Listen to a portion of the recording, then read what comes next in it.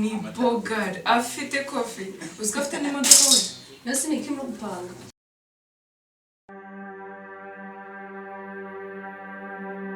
sheri nyine nari mfite ikibazo gisaba amafaranga nyine urabona mu kira cumi ntabwo nigeze niga kubera ko banyirukanye amafaranga y'ishuri nani si nyine n'amafaranga ufite arega ikibazo cyawe ntabwo uvuga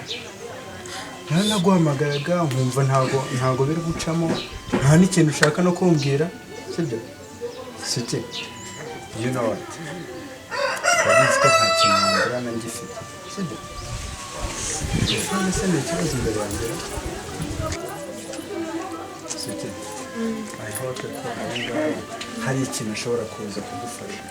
sibyo ntabwo ari ngombwa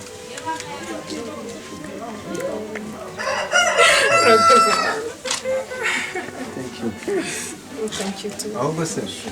you know what nubwo twaherukaga gusohoka nta kuntu twagenda tukanywa agafanta tukagira n'ibindi dukomeza kuganira ashiri nta kibazo nta kintu nakwimana